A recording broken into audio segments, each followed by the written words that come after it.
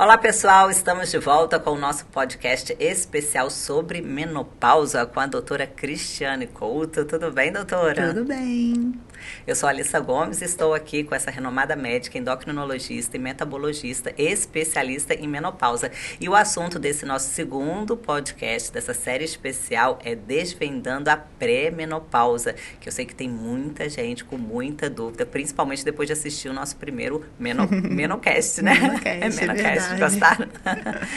Bom, é verdade, esse é um assunto muito comentado, né? As pessoas não têm muita ideia da diferença realmente de alguns termos e acaba se confundindo um pouco. E às vezes acham que não tem nenhum tipo de sintoma nessa fase ainda porque ainda não é menopausa, né? Mas realmente tem muita alteração já. E então é sobre isso que nós vamos falar. Esse podcast é principalmente para mulheres de que idade, doutora? Já adiantando aí. A partir de 35 anos, pelo menos. A partir de 35? Sim. A gente já pode ter casos de pré-menopausa? Sim. São comuns? Já vi até mais cedo do que isso, tá? Mas sim, são bem comuns. Qual que é a diferença, né? Vamos falar um pouco de pré-menopausa. Por que é pré-menopausa e não menopausa? Bom, são 3 termos muito utilizados, né, e que são muito parecidos. Pré-menopausa, perimenopausa, climatério. São momentos de transição, uma fase de transição.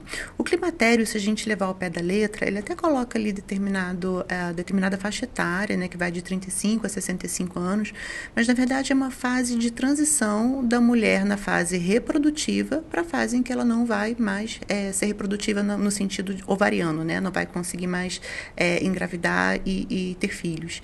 E é uma fase que realmente você começa a ter um déficit hormonal, mas ainda não totalmente, ou seja, você ainda não entra na franca menopausa, que é aquela fase de 12 meses, sem menstruar, contadinhos mesmo, né? Se menstrua no 11º, conta de novo.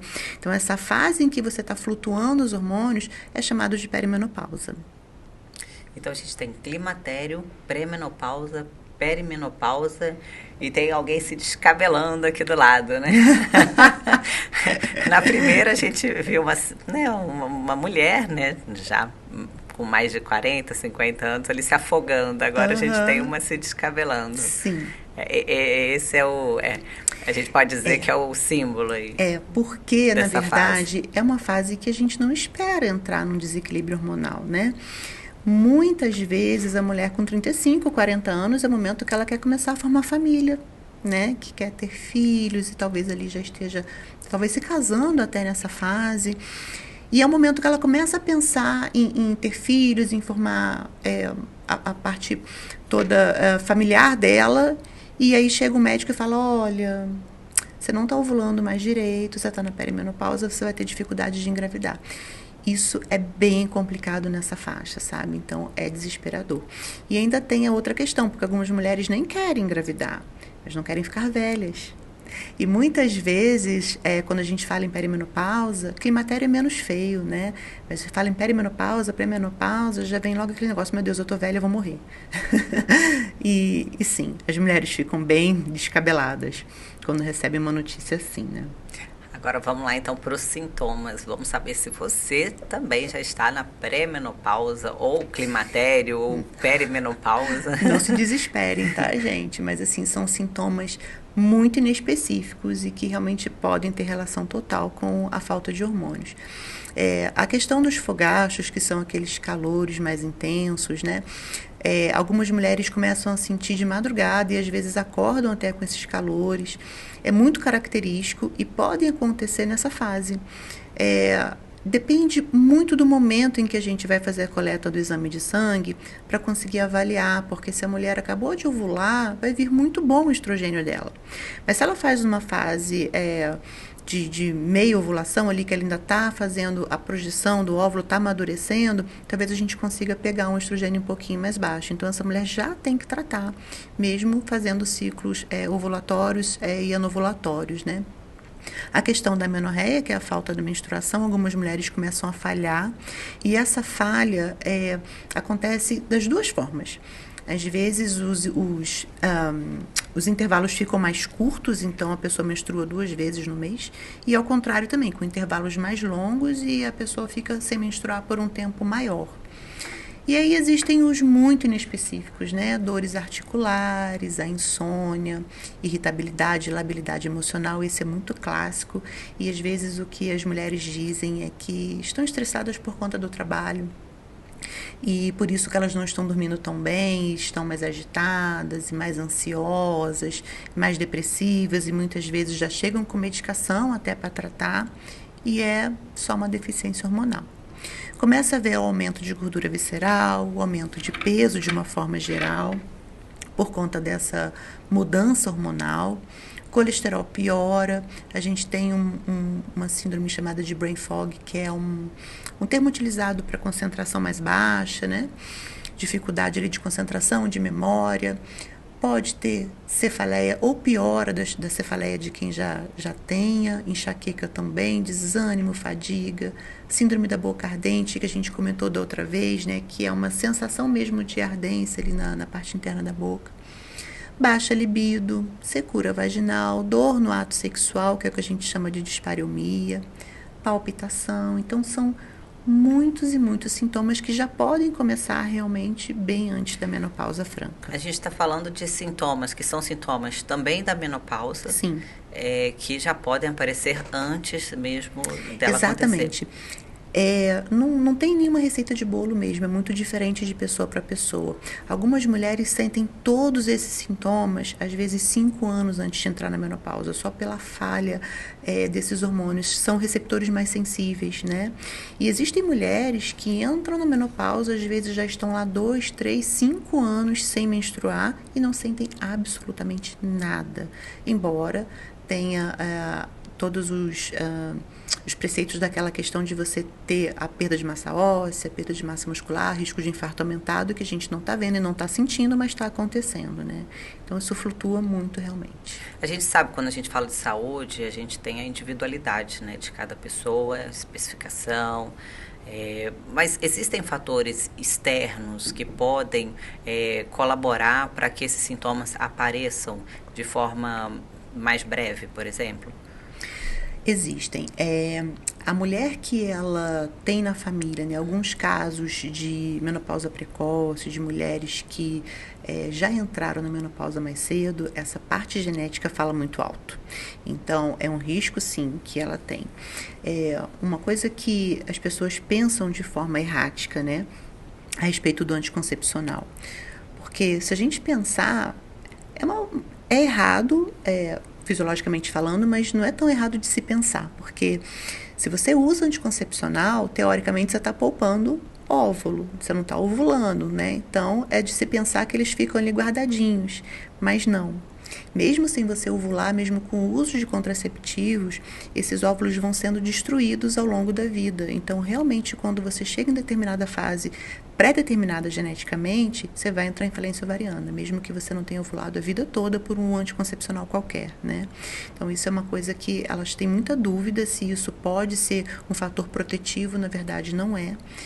E existem fatores assim mais óbvios, né, como as cirurgias ovarianas, por exemplo. Hoje a gente vê muito caso de endometriose, né, então acaba envolvendo ali ovário, trompa. Se você retira parte do ovário ou um ovário, por exemplo, você acaba tendo um risco muito maior de ter esses sintomas mais cedo. Existem fatores psicológicos também que podem afetar a pré-menopausa? Existem, mas são psicológicos que se tornam somáticos, né? Porque toda parte psicológica, você altera a sua parte hormonal. Então, um exemplo simples, né? Se você está muito cansada, se você está muito estressada, você libera muito cortisol. O cortisol, ele é liberado de forma contínua, no estresse crônico, por exemplo, uma fadiga crônica, que às vezes a gente fala, né? Você acaba inibindo esses hormônios gonadais. E aí, com isso, você acaba tendo lesão nas células e você pode realmente levar a uma autodestruição. Então, sem dúvida nenhuma, o ambiente que você vive, né, o meio que você vive, o seu nível de estresse, seu nível psicológico influencia muito também. Importante estar atento à própria rotina. Tem que ter saúde mental, gente. Tem que ter. Difícil, né? Como é que faz, então, para balancear isso tudo, né? Como é que faz para cuidar da pré-menopausa? Na verdade, assim, a gente precisa ter muito cuidado com o nosso dia a dia. É uma maturidade que, às vezes, a gente não tem com 30 e poucos anos, né? Às vezes demora um pouquinho para a gente ter isso. mas não dá só para trabalhar, não dá só para cuidar dos outros, né? A gente tem que pensar um pouquinho na gente também, porque chega uma hora que se você não pensar, não tem jeito, o seu corpo vai parar. Quantas e quantas vezes, quantos relatos a gente não vê, né? Eu estava ótima e de repente passei mal, fui para o hospital, fiquei internada. Seu corpo está pedindo, pelo amor de Deus, para começar a funcionar melhor, porque a gente não tolera tanto estresse. E eu sei que é muito difícil, né? Às vezes, assim, o paciente até ri quando eu falo, olha, você precisa se estressar menos. Eu entendo, é uma coisa que é difícil de controlar. Mas você precisa encontrar coisas que modulem essa sua liberação de cortisol, né? Quando a gente fala do yoga, por exemplo, é pela respiração, é só pela respiração, porque a respiração tanto controla a liberação de adrenalina para mais como para menos. Então, se você aprende a respirar, qualquer filme que você assistir, né, que fala ali para a pessoa se controlar, fala respira fundo, calma, respira devagar. É isso, você libera menos cortisol, você libera menos adrenalina e é o que o yoga faz. Mas eu, por exemplo, sou uma pessoa que se eu tiver que fazer yoga eu vou ficar estressada. Então eu prefiro o crossfit, por exemplo. Mais agitada. Mas encontre o seu método de desestressar. Eu tenho muitas pacientes que gostam de boxe, que fala que mira a pessoa ali naquele saco de pancada e consegue extravasar. Então é isso, tenha o seu momento, mas você precisa ter um momento de extravasamento mesmo, senão o corpo pede para parar. E acaba afetando não só a vida cotidiana, mas a vida pessoal, né? Sim. Com relação aos relacionamentos, né? Isso é bem importante, no né? trabalho. Isso afeta totalmente as mulheres, porque a gente muda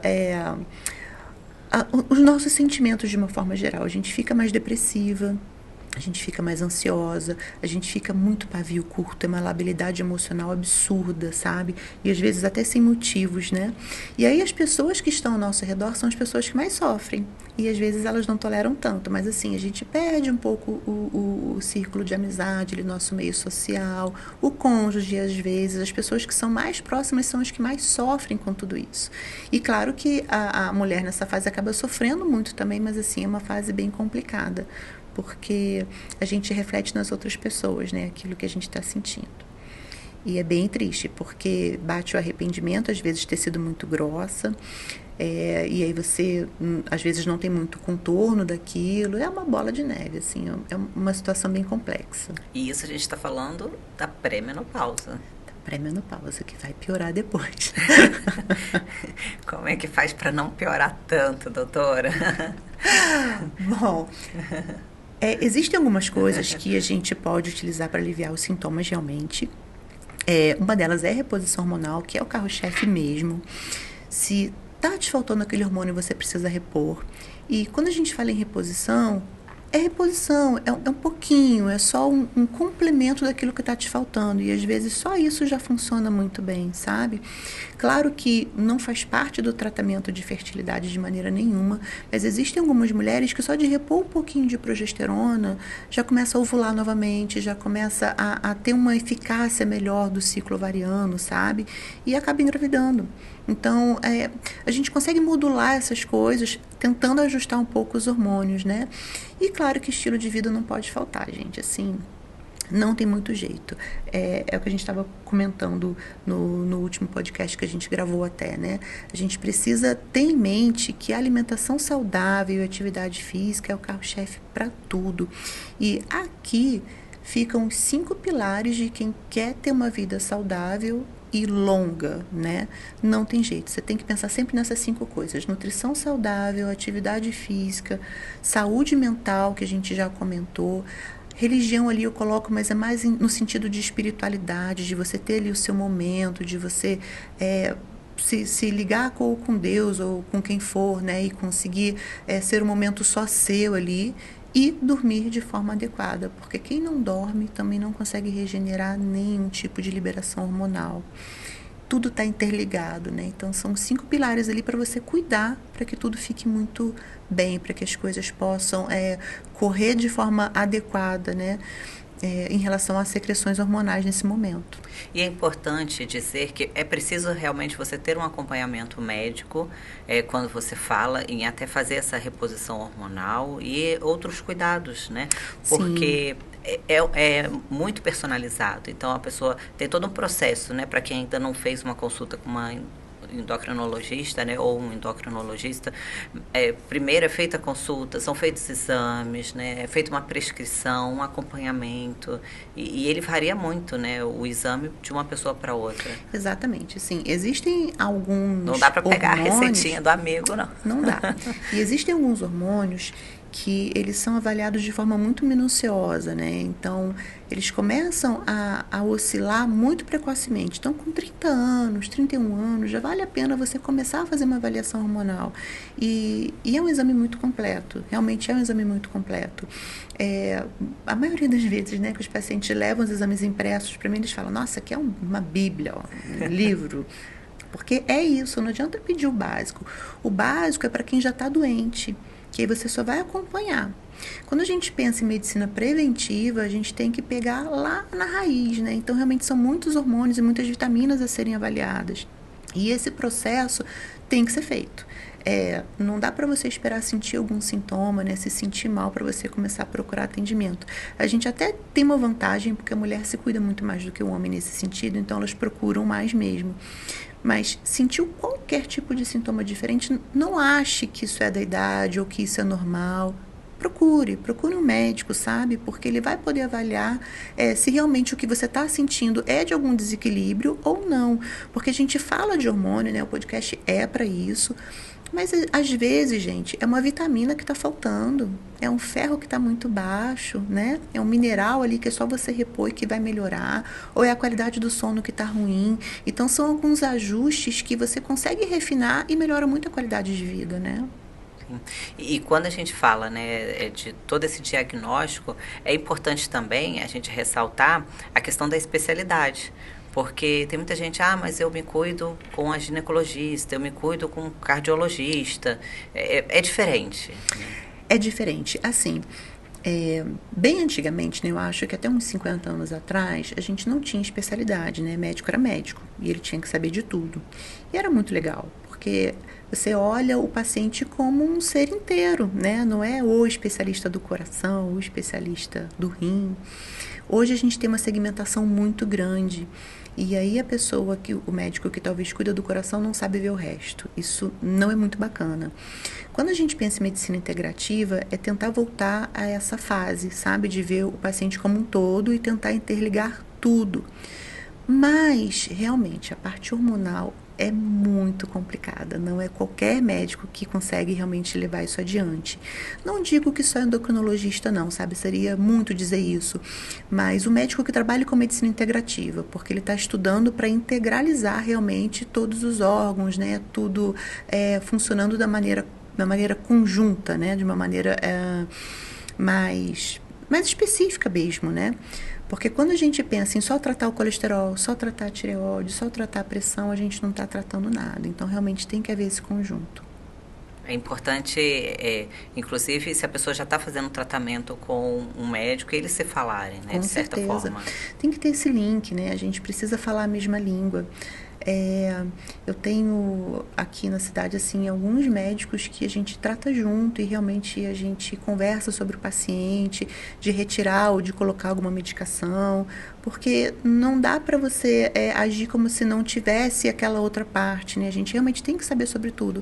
E muitas vezes, se a gente não perguntar para a paciente, ela não vai saber relatar aquilo assim de uma forma autônoma, né? Por exemplo, paciente, sei lá, tem depressão e usa um antidepressivo. Se ela está me procurando porque a menstruação está falhando, se eu não perguntar para ela se ela faz uso de alguma medicação, talvez ela não fale, porque ela não vai saber que isso é importante.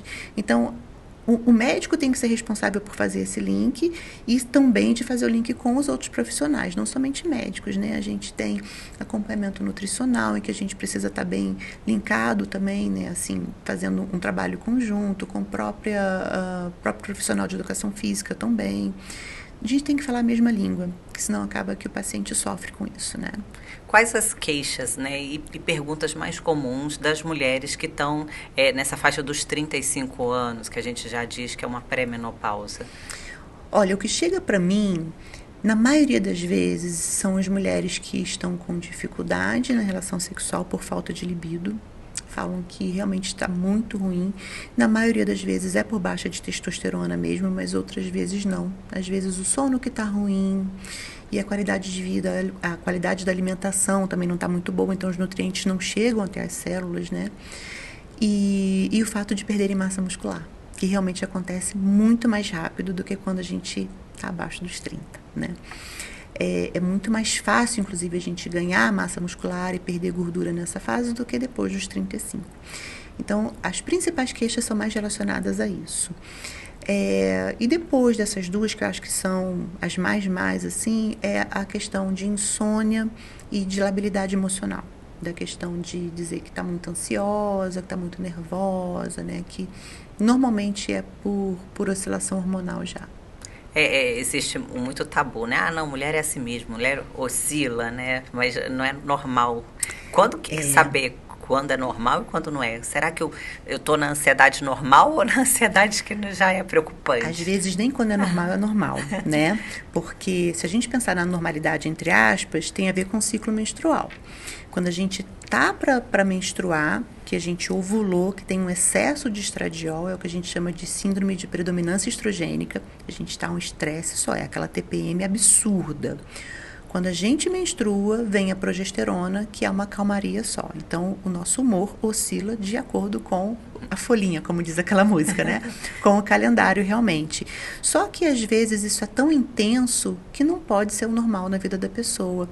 E isso, às vezes, justifica o uso de um contraceptivo só para que a mulher não oscile o humor dessa forma, né? Eu tenho uma paciente que a gente iniciou o implante hormonal para ela, que é uma forma de reposição, por conta dessa labilidade que ela tinha. Ela menstruava por quase 10 dias e ficava 15 dias de TPM. Ela só tinha vida por 5 dias no mês. E, gente, não tem relacionamento que aguente, né? Nem a própria pessoa aguenta, às vezes, o humor oscilante dela. Então, no caso dela, realmente caberia coube, né? Totalmente fazer uma inibição para que ela não menstruasse. E foi perfeito, foi a salvação dela e do casamento. E, às vezes, a gente precisa mesmo inibir isso, né? Qualidade de vida. Qualidade de vida, sem dúvida. Já estamos chegando ao final do nosso segundo Menocast aqui com a doutora Cristiane Couto. Para dar aquele recado especial, doutora, tem Instagram e tem gente que ainda não está seguindo, então segue lá nas redes, viu? O arrobazinho, doutora DRA, _ Cristiane Couto. E tem também o da clínica, né? Clínica onde a doutora trabalha, que é a clínica dela também, né? Fundadora. Sim. Harmonia Hormonal. Clínica Harmonia Hormonal. A gente tem o Instagram e o YouTube só tem no meu nome mesmo, mas o Instagram tem o meu e tem o da clínica. Se você também gostou desse papo aqui bacana, viu? Ó, já dá aquela curtida. Isso aí, pessoal. Aqui no YouTube. Já manda para as amigas que estão precisando. Tem aquela amiga que está muito nervosa, manda para ela, quem sabe é o caso dela, né? Já dá aquele toque lá para ela procurar já ajuda e melhorar a qualidade de vida também, não é verdade? É verdade, é um assunto que toda mulher merece ouvir, né? Sempre alguém precisa. Eu tô adorando. Até o próximo episódio, pessoal. Tchau, tchau. Tchau, tchau.